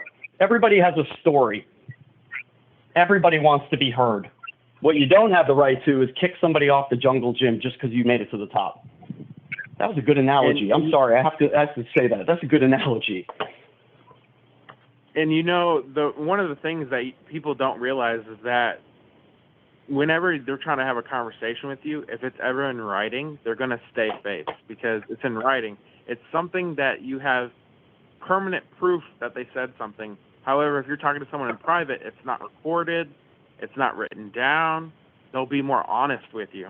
And I can guarantee you, back in 2018, I had this one professor. I was his favorite student. I asked him for him to endorse me on LinkedIn. I think a year later, something happened. I don't know. My endorsement was removed. I went to go check his profile. I see that he unconnected with me, and I can no longer see his profile page. So he basically blocked me. Didn't tell me why he doesn't like me, just up and unconnected from me and blocked me. I was his favorite student. I don't know what happened. I'm pretty sure if I were to ask him in private what happened, he'd probably be honest. But if I'm ever like trying to write down on paper or whatever, he'd probably try and stay face there. Oh, I don't know what happened. Must have been my phone. I mean, maybe I was hacked. I mean, who knows? Because like Hey, even like touch on that though. How did it make you feel? Because that's what people need to know. What did that do to your mindset? What did it do to your career? Seriously, touch on those topics. I mean, I would assume that, you know, maybe he blackballed me from the community by saying, hey, don't hire Michael. I don't trust him. And he used to be my student. And that's what I'm thinking might have happened. And that's why he must have blocked me. But maybe it's because I had so many connections on LinkedIn that he thought I probably wouldn't notice. But it happened. I did notice it. Have I brought it up to him in person? No, I haven't seen him in person in a while. But the fact that someone can just endorse you and take away that endorsement on LinkedIn just by like blocking you on LinkedIn, it shows that they don't believe in you anymore. Yeah, and even if you did something wrong, that's not how it works. Look, I smashed a light at an apartment complex when I was a kid. I'm not saying my mom was right, but she utilized humiliation. She grabbed me by my ear and dragged me over and made me apologize to the apartment complex owner and admit it. Tell him what you did. Tell him what you did. You know, the guy was absolutely uncomfortable with it. He's like, oh, it's okay. He's a kid. My mom was like, I hated her for this for years. I'm not kidding. I'll share something personal. I hated her for it. Looking back as an adult, I'm happy she did that because that's how you learn. Kids, just like adults, if you don't tell somebody what they did wrong, you cannot assume that they're going to know. And like Michael said, what are you going to do? Tell me in private? You endorse me publicly and then you remove it. Well, how do I know what I did wrong? You know, if you're going to call me immature or call me whatever, tell me. Mentor me. Just like I told you, nobody wanted to work with this guy. I mean, you make it to the FBI, that's enough in itself. You make it all the way to Langley, that's a big deal. Can you imagine you work your whole life for something like that and then all of a sudden nobody wants to work with you? You're going to feel like crap. And especially if you're partially autistic, right? You're automatically, that's a thing. You just assume everybody's upset with you. You know, tree falls in the woods, I must have looked at it wrong. It doesn't help anybody when you don't tell them what they did wrong. Right now, the only thing people are telling Michael and I is, oh, we don't like the fact you don't want to be I don't want to be in your sandbox anymore. I don't. I'm switching to mental health because I realize, God, there's so many screwed up people and half of it is because of the cool kids clubs. So this is what Michael and I were talking about. Let's build our own. I'm not saying to flock away, but I think about like what Anonymous did when they were a good organization. They organized the largest in-person demonstration ever seen. They had a problem with Church of Scientology. They said, get out there and do something. 10,000 people showed up. They had no clue the power of organizing. So that's what you need to do. They say you don't fight fire with fire. In this instance, you do. We're going to bully the bully in a sense. You don't want us in your community. We don't want to be in your community. We'll start our own community. So everybody that said, Michael and I were literally talking about it. You're not going to stand out on Try Hack Me or Hack the Box. You're not. That's what I wanted to just say, Michael, is everybody's in the top 1%. What differentiates you from the next person? I guarantee this kid that's claiming he hacked 19 Teslas is going to get a job quicker than you. I am not telling you to go hack a Tesla. I also don't believe him. Because if he could do something like that, he would have had a job already. He only needed to contact Elon Musk. He'd be like, hey, I heard you hacked 19 Teslas and got them to move. You want a job? And I know that because that's how Tesla works. So let's build our own community. You want to say, how do I show somebody my skills? Well, you're not going to impress the recruiter no matter what. It's like Michael said. If you don't get something that they recognize, they're not going to endorse you. We'll build our own community. Then when somebody says, show me your contributions, hey, I built this. I highlighted this. That's what you do. This is called street dealing mentality, is that, Michael, I don't care if you get upset. So when I lived in New York, I wanted marijuana. They use courier services, but you can't just find them in the phone book. You can't just pick up the phone and say, hey, where do I get some weed from? So you have to find somebody. That person vouches for you. That's how it works. If I burn that bridge, we're both burned. You're going to tell me that's not the way life works. That absolutely is the way life works. You give somebody a reference and you stand behind them. There's your analogy. Whether you agree with the analogy or not, that's life. You put your name behind somebody, and that's leadership 101. If they fail, it's because you let them fail, not because they were, high-strung or whatever. Once again, you're not going to like everybody you work with, but if you block them, you're a sadist. You're controlling their future. That's all I have on that. It's not okay. It's not okay behavior, and I don't care last word on that. I don't care what other industries are doing. For anybody who wants to, that's the same. No, it's not. I just gave you the construction worker analogy. If I could build beautiful houses, I don't need you. Why do I need to impress you? I just built a beautiful house.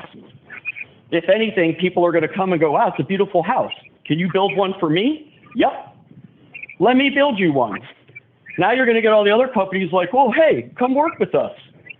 I was telling Michael we would block those people. Nah. Michael, I changed my mind. They want to be part of the community? Absolutely. Not even going to force them to make a contribution because, hey, you've already built a name for yourself. You're not spending the money like other companies to actually get ISO recognized. That's, once again, I just want to highlight that. We follow their same course line. So what? So what? You follow the same guidelines. Spend the money then. Oh, you don't have it? You're a small company? Then don't put down these other companies. Just like people are saying to me, your red team company ultimately on the grand scheme of the universe is nothing. You're a dime a dozen company. There are bigger names out there, and for my career, I'm going to go take the bigger name.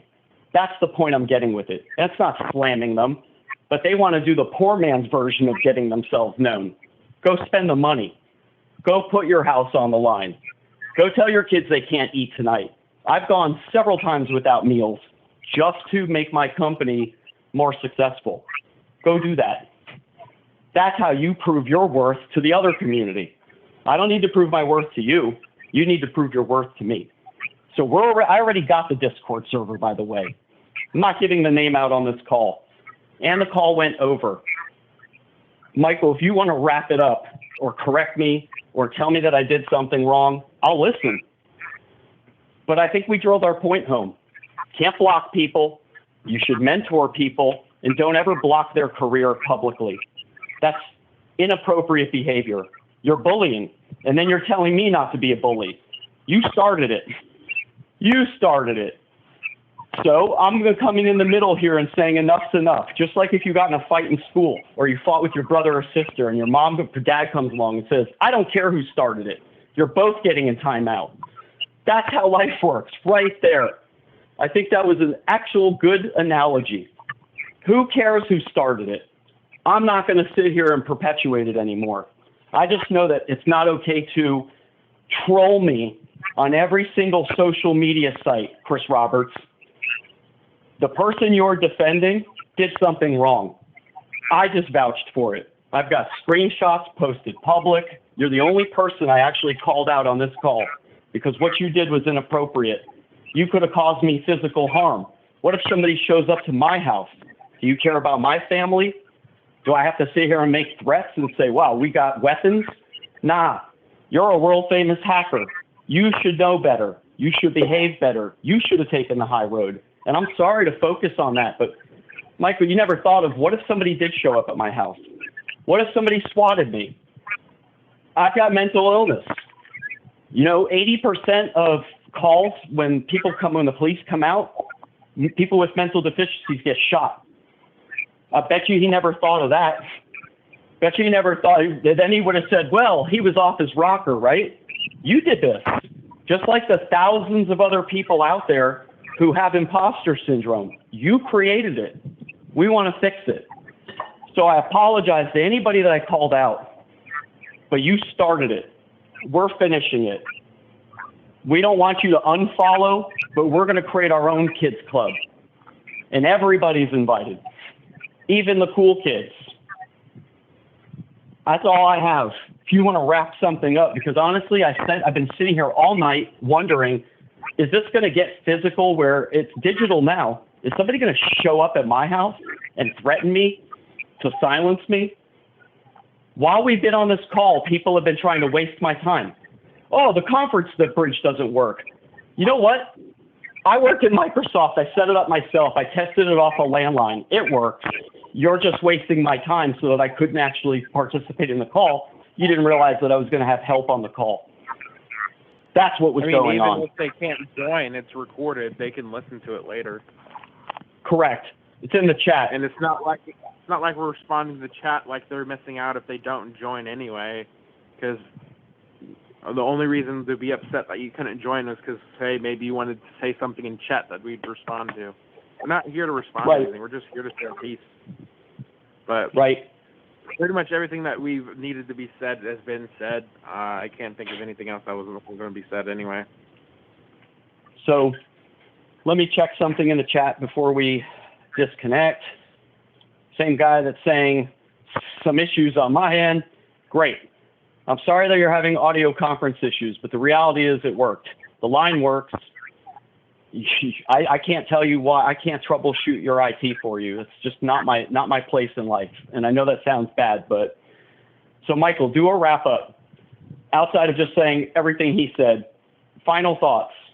That's how you do it back in a real organization, right? Final thoughts on all of this.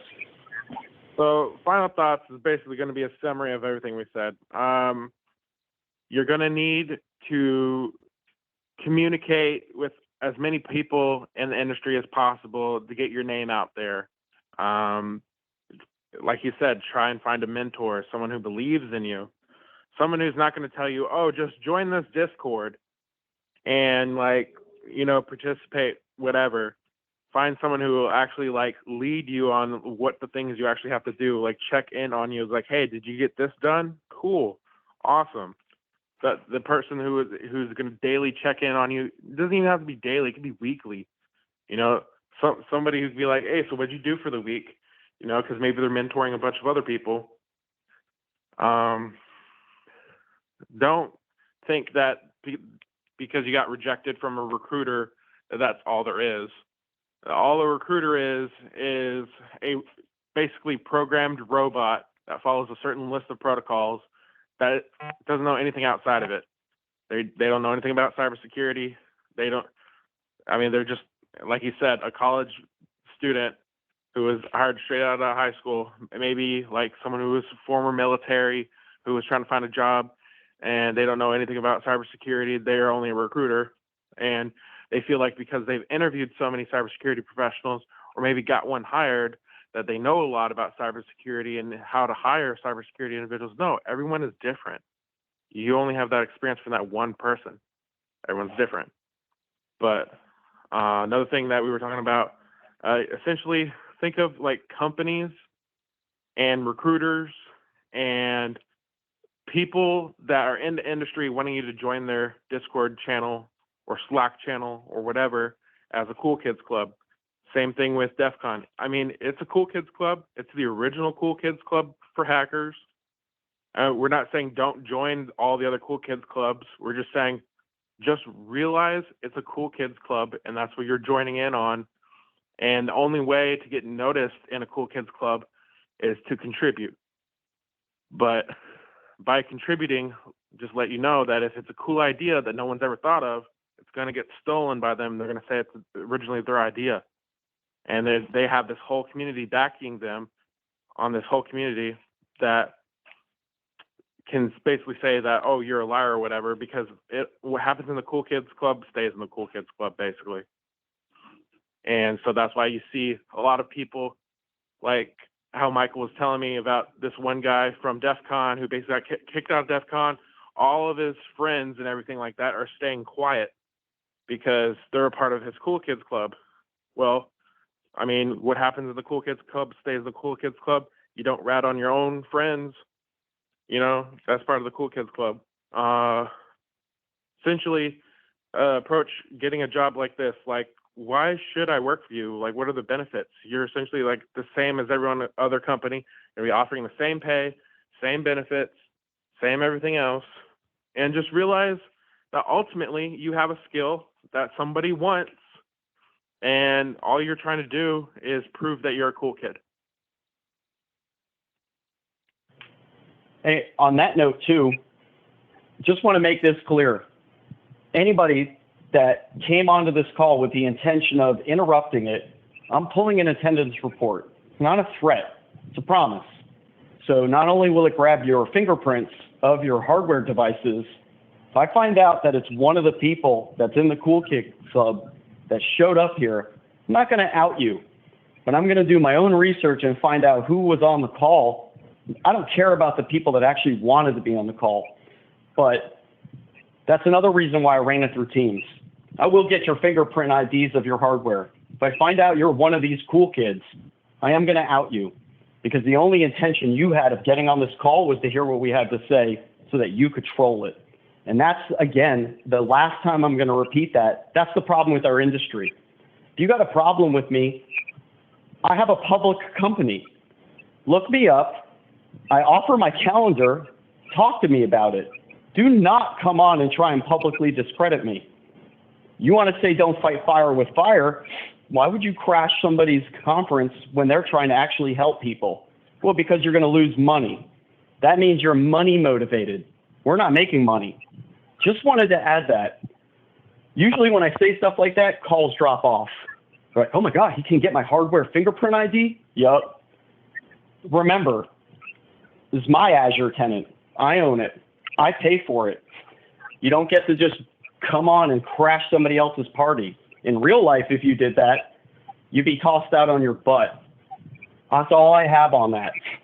So anybody that wants the recording, there's a not real number. Somebody just joined was an unknown number.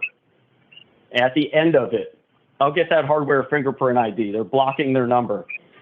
So that's not a threat. It's just, that's how infuriated I am, is that, my God, be an adult.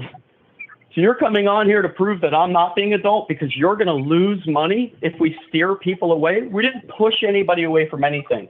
We're just saying, if you want to make it, you need brand recognition. I'm sorry that your little company doesn't have it and you're trying to build it, but you're stealing talent. You're stealing talent away from other industries, and you're creating a problem when you sit and say to like Michael or me, you're not good enough. Nah, you're not good enough.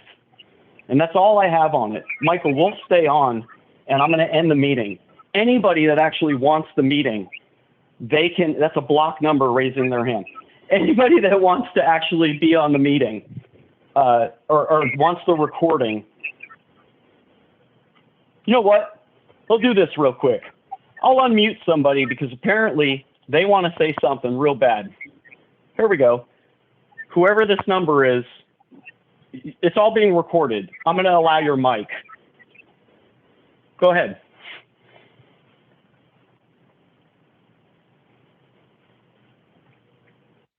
Hang on. Hey. Go ahead. You said hang on. Okay. You had something to say? I unmuted you. I'm just kind of idly listening, and so one of the points that you're making that I'm really curious about, you know, you're talking about this quote unquote cool kids club, and I'm, you know, my question is, you know, what have you done? Not to contribute, but just what have you actually done?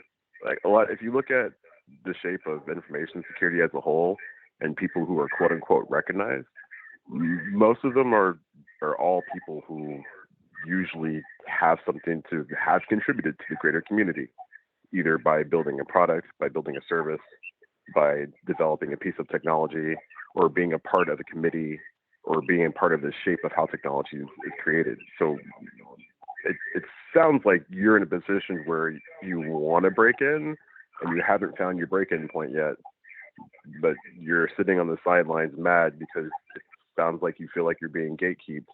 And my only advice to you is maybe just come to the gate with, you know, something in your hand. Do something. But you didn't listen then. You blocked your number, right? And then you're not listening then. I don't want in. I don't want in your community. I'm not in cyber anymore. That means you weren't listening. And you're one of the people that was trolling. That's why I unmiked it. I made it to Microsoft. Show me your credentials. This is literally what we've been talking about for 2 hours. Who the fuck you is? Honestly. Well, what I are mean, your but that's the thing. contributions? You keep Steve keep Jobs saying, was kicked out of his company. You keep Steve Jobs is dead, bro. This is one of the trolls. So why did you block your number? I said Steve Jobs was kicked out of his company. I didn't say he was alive. This is called wasting people's time. I'm going to find out who you are. I'm going to post this. I welcome it because Yeah. when Right. you did the whole challenge thing. That's exactly the point I was making right there. Am I wrong, Michael? Am I? Right. I mean, there's going to be people wasting your time. Essentially, yes. Who are we? I even said earlier in the thing, me and Michael aren't in the cyber community. We're trying to get in, or at least I'm trying to get in. The other Michael's not. But I mean, have we really contributed very much anything? No, not really. All we're trying to do is get you guys to understand what the community is as a whole. We're not here to say, hey, we are demanding that we have a job. No, I'm just saying, hey, we realize that it's all a cool kids club. And I'm not trying to say that, oh, I demand rights into it. I'm not trying to here's my contribution. I demand entry through these gates. I'm just letting everyone know it's essentially a cool kids club. You have to contribute something to that cool kids club for someone to vouch for you so that you can get a job. Well, wait, on that point, did that guy just not show his colors, though? I knew it was a troll. He's blocking his number.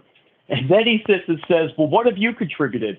Well, bro, if you're still listening, if I built the next great thing, why am I going to hand it over to a community that did that? It's not about me. I am not in cyber anymore. I'm not in IT anymore. I don't have a problem getting a job. That's the bottom line.